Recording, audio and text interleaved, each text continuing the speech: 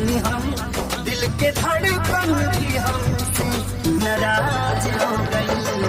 भैया तो हरा सिवा कुछ ना देखे सनम के हमसे गवाज हो गई। तोहके दिलवा में तोहके दिलवा में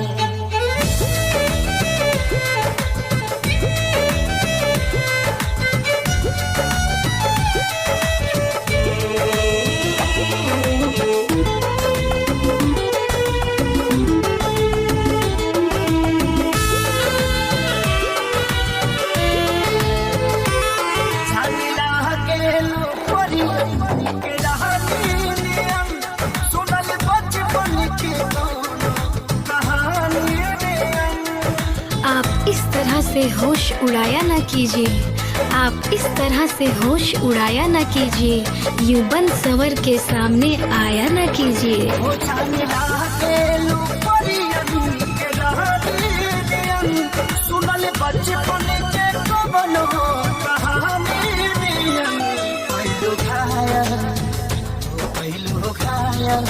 नजरिया के सनम और मुस्की से दिल के इलाज हो गए।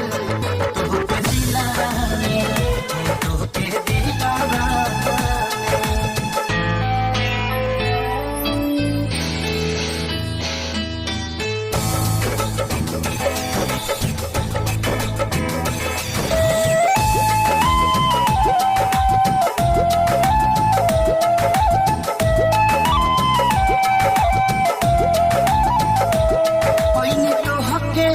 खुद के भुला गई हो प्यार में तना लागे तेरा गई हो। जब से उनके तेरी नजर दिल के पार हुए, जब से उनके तेरे नजर दिल के पार हुए, मजा ऐसा आया कि हम शिकार बार बार हुए। ओ पहली तो हके खुद के भुला गई हो प्यार में तना लागे तेरा गई हो।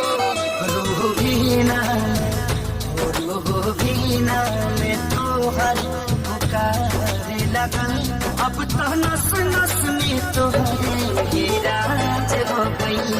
तोहके दिलवा में से बसा दिल के धड़कन भी हमसे नाराज हो गई। तोहके दिलवा में तोहके दिलवा में। दुल्हन वही जो पिया मन भाए 14 फरवरी शाम 6 बजे सिर्फ फिल्मची चैनल पर।